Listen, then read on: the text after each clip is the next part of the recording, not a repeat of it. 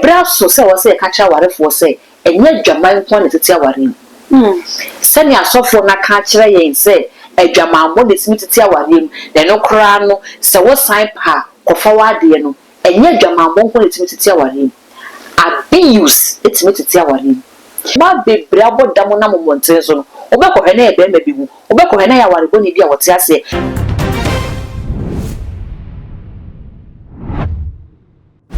Merafo Osinachi ya mami enebo ekuweme na anu atwa mu arahosam ebetu odwa efa ya mami wo hu na kamya ese dodo na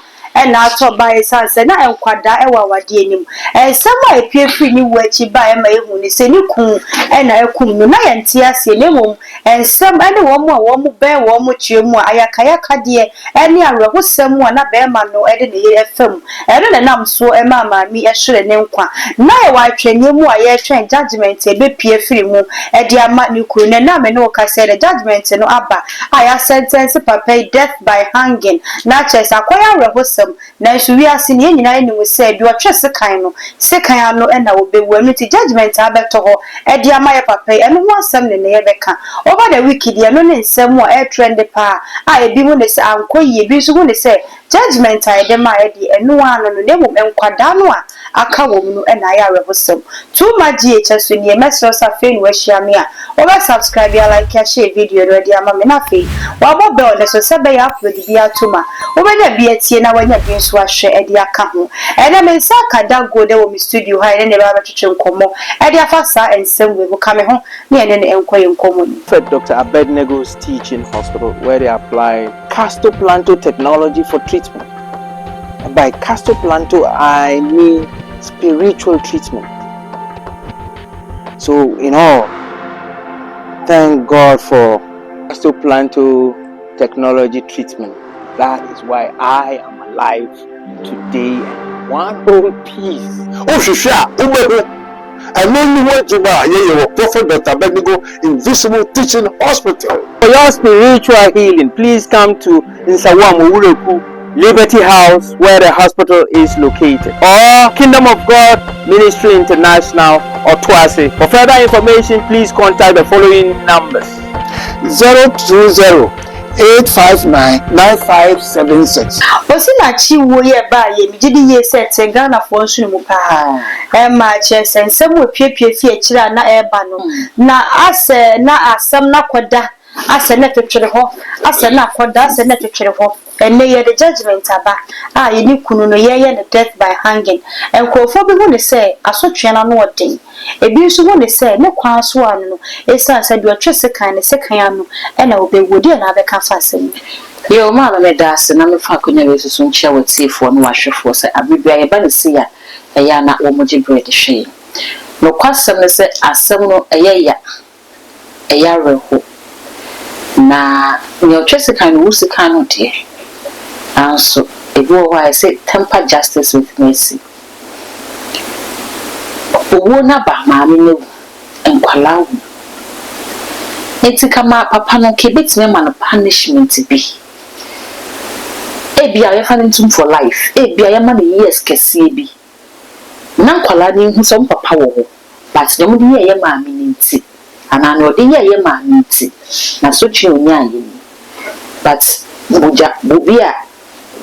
otiase okita nkwala wo hwe wo mu na ne boni okudi yenti ya gene nkwade afri ne nsem saa no ayeya but ye hwe no so de ye ne yere no oba e benefit so bi ntisika nware ne tamfo na so e kamye ese maami de ma ne tamfo na otisika de be ye ne ho ade e ma wo de ware ne kotena afi if you say ayakayaka de a wo de ye maami no ye de court na ba kukure ni wa wo de hu be nini na ye se cases ne ma 22 ne de bo no charges 22 nini na wo de hu fo yenti ne aba ne de punishment na aba ma no obi nkumantwi ye bo si akwa de nti kwaje achema se wate sika kwaye oba ho ade na wo ne oba ate na wabo wa utirimu po esi wakuma mu nkete se oba no obehye na yakayaka de obeye na nie yade na oba no so ye atena ware na se ada ne dia tore de ene wu eyeda kokemi mienhwe Oka bibi say obi nti sika nware ne tamfo sansem we ya na nkofo twe debate pa kire say be ma bitimi ti sika ware obi say ge we pese metete no wo ho enti say oka ne say obi nti sika nware ne tamfo anu na so be na wonti a wode kasa me nti a me kasa na say maame eno de menya hu bi say obi hu obi e wotan no na wakari sika akohu obusuafo say me be ye we me tamfo hu ade e de akwa akotena ni fi na ne odi kan ku ana wo ye ne den abere bi obi ansa no obi beti sika koye oba ho ade titiru ni Africa hana emema na ye ma ho ade no eye na empempi ne eye odo ne dikan na along the line no na bibi akosi so woni wo ba ate na wo tete utimi jaware na wo ko pre wo nkwa so woni be mate na be bi wo ha won tere ne san fam o me na no hwe ni watem but emotionally ni odo be fam no sa wo bo ma wusu ma ni so di piefe mu ba ya ankeye so bi na no di watem na kan bi tre na wo ye free a ankeye ma bebre tia ware ase a ne wo mo fam no enye physical abuse ado we di be hu enye verbal abuse obi beti aka bia kire no ne mo emotional abuse keke wo to enkwala bebre ya enne wo mo nyina wo maye keka no efrin tie bi wo nya no fie ehu esubio papa da ne didi chom maame ehu esubio maame da ne didi chom papa don't forget in say papa ya se ne ye course wo mo abeya dance for wase no ye nkwala no onu ane ma ene from sa dance for ene busuafo ne from sa dance for e wa asem nim enti imagine akwala wo nyini ba na de bia fie wotem ne papa de ne maame tu de bia ne maame su akwala ne be ye timid akwala sa no nyini okoware onim se su kan ware ho onim sa bro kan ware ho onim se wo be ya ade ade de ka kire ne ye bro because wo nyini no hu ne papa etia ne maame bia wo bo no ne maame etia ne papa bia otia no ana otene ne nsa eti akwala ni nyini no ono so de ahye ne tiremu se ono so nyini no ware a ne yire ne te sen kra o ya de bi o so obo no akwala oba bi nyini no ono so ne ohu woni maame aware ase ayesu eti ono so ni le hye ne tiremu se aware a okwa akotena se ne yesu ti sa kwa de won na nware enti aware mu atete ne hawo no enye nipa na ote aware na se nkwa na ha no ne titiru ne aware ankwala wo ha maame ha papa ha nkwala no ha wo da ache wo ne enti aware empedefo se o kwa aware bisafisa ne kwan na ewa no enye wo ne maame ne miero na montu ne mum eniema things involved in the marriage eno na ya ade ne kwan ne wan me pepem society wo ebusia wo enamfo ka ho community neighbors ni nyina ye kwan ya wa aware ni ni nyina ye kwa abafa so betoto sanne ma wo nyina one step at a time baby a wo bedu how obesifa just what situations what's your warim de bia me ka me say so what's your warim na okunu nkobo adwamenti wo twen se okunu nkobo adwaman wo nya parties obewu agya wo man ne Osinachi we wo kana no tuma asofo ye hwe han hwe no se wo to nyame ho nwom nti wo begya aware yi na wo yesofo pani be singenti wo begya aware yi ede na nipa beka na wo ye ho to wo agya ne ma enti se nkwala ne nti na maame ne kana no tum se ne ye din atena se ahwe me ma ene wo ukuna wu why never nkwala aware boni ntene ebe gya nkwala na jeje mu enti aware die me say ebraso yen kancha warefo se enye dwaman kwa ebi am say of the class Duncan Williams was say yes ne nyame aka bom no enye obi antitim but aware ni bi wo ye nyame ne ka bom yen ya kono yen ya tinka yen ya hunnim yen ya situation bi ayewo enye de ko kan ebubom nyame bet obetimi atitim because nyame ne ka bom ma utimi titim udu ba na edru limit na wontimi nkwa sister and na ware hu na heaven na ware ni ho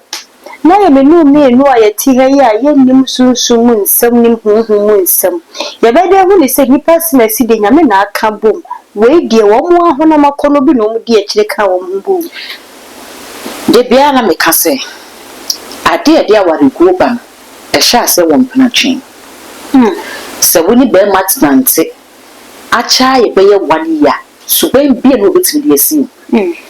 na ya na emma bebe ma na sade ya na edi hu fo pa o betimi asesa o me ware na obejai o obesesa oye nipa na esanse ema ye do a ye mfa ya adwene no na ye de yakoma ne donti na ye buye ne egu niema bi so be ma oni ne ti a woni sika nne o ware na wo ma osika enokre be ma oni ne ti a wo frɛ ne sɛ wo kɔ baabi na all restrict wo obra won share wo kawa wo kra ne sɛ wo kɔ baabi a odoubt wo kra ne sɛ wo kɔ baabi a won nyi wu no ne ka se ma won nyi wu no hu ne sɛ o trust issues it is a plan twie mu wan we ni a o ware wa enye west unya no ye bi amfa ma wo be ma wo ne ya ade ba ko a wo ya mebu wo ya hweyi o me de me o ware wa on ka wo ya bi because wa ka wo ya no wo mpena twe ni ma kyerɛw sese wa ye obebu on ma because what o ka wo ya no wo mpena twe eti wo ya mebu wo ya me de me pesa wo ya no eno ye o ka de ato wa ka wo ya na wie eti sese na wa ware wo no eno wa ye enti ne di akire ba no ye bro enti wo ya bebo wo besesa o wo bejai o wo besesa no die ye fa nkwa ware ade bi ade ware jai ba wo bebi wo fa nipa wo ye fa ware fo be ye tem ya o ma ware ye jai e nipa tem na bi so mo se ade ko de pot ya gina so ma ne di jai ware no o twempena ne wanhu ana wanya kremu 8 be ka to so hu ye na no nim se besesa enti ade bi ade aware guo ba no ehya ase wo mpena twe mu enti se woni nipa ne nam na ba wo se nipa we wo ye metamfo wo se nipa yi wo ye wo tamfo ana se bia nipa yi se no te but esu bi obeda nsu bi edi obeda ne ye bi edi obeda bi bi edi am wo hu se nipa we sei no te wo betimi akọ wo ntimi a ebeye se obetwe chenso be kuma wi na afi wo beba no na kwakoya koyense asofo bebre na amasa bintini nja wawe eba asofo bebre na amasa ne man eba sanso obi wo hono mu a ohwe dibira wo nyame mu ohwe de usi ba wo modern ne ade na se ugja wade a ne akeka gu asum onyame empower jaye eno na ama mani bi atena ho a enei ya bro wo mu ye yo ma yakayaka de kwa no mote ho ebi no mo kira enya ne sa na mum awari jaye no mo nsoso waye obi a abibia ne frɛ wo ma ye hu niema ni so no awari jaye no eya dia ye jietum anase ye kɔ ne sen ene yetimi ne yekunu no matena sundwi maame awari jaye no me nka se we ya benti awari jaye no eye anase enye wo na wo da wo jam ena onim se ne jane sifa hyehye wo fa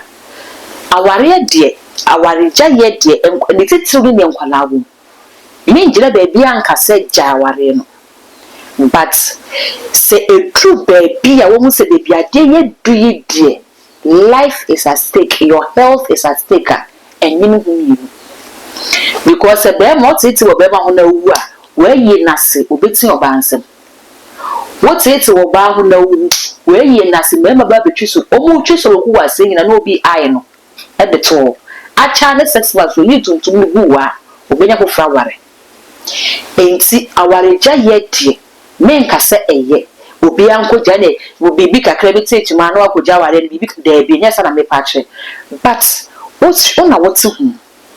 una woni se ne ade ne tie so wo hwe na bebi ade ne keka kon emwa wa sister enkwanye de aduane de enkwanya me de ama wo se enso wo ya emma ware twa wo nkwaso emma bibia ne twa wo nkwaso se wo ma tena se na hwe wo ma be ma na eya ade wo ba na eya ade na wuntimi a epenifo wo to ho na mo kobo mpenifo amanye wo eya se ne wudi kankan no asofo ni bia ya ma akoye te se uja ware na uye bonsam uja ware na ya ma awareja na ko so scary say no unani penti no obu wo tie ware no ade nenye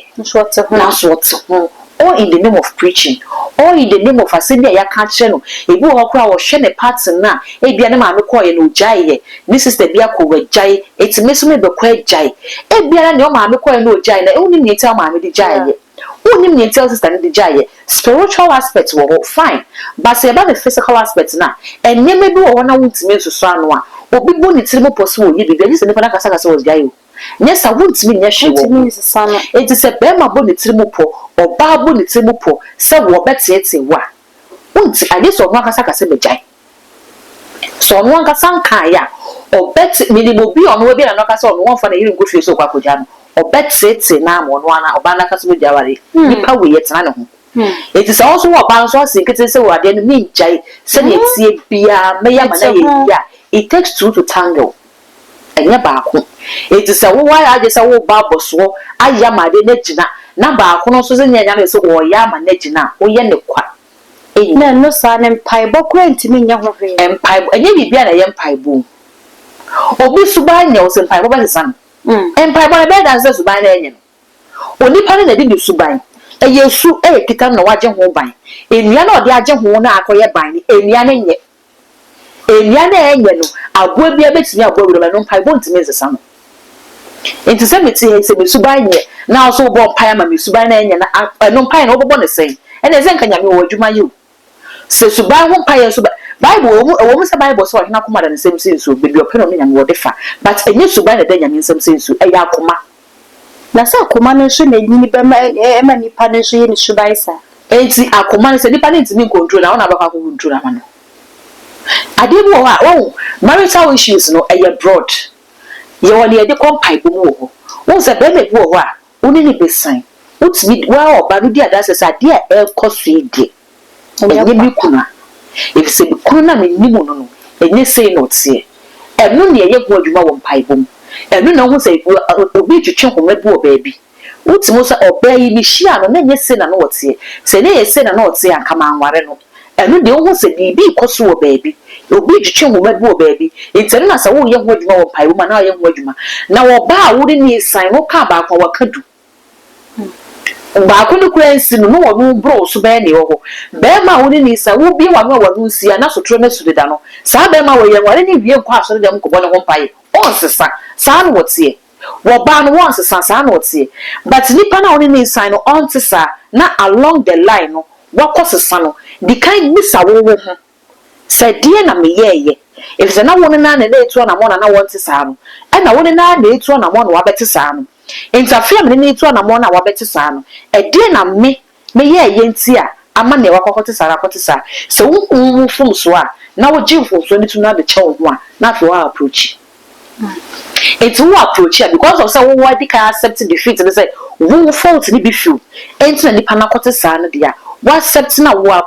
no na wo bo ho mpaye na wo approach nipa na otimi sesa whereby a wo wasesa na wo ye no e bia me ni wo sign no me ni unnim se me adefita na emefe adefita na mepe me ni wana mo tu no nyina mepe fita enti onie ma nyina wo ya wo ye defita ya ware kama ye ti fita me koso all of a sudden no wasesa fita na wo ye no na afi wo ye tuntum na wo ye kokko wo ye blue wo ye green unnim sade na wo ye ne mempe enti se mepe fita na wo ye fita ma no wasesa ye kokko ni blue me so mesesa ba ye black it is a wo mo say ade ya me ye e bia sesan na ba me den na me ye ye kwatre gas sesan no na wo na wo jetum dia fine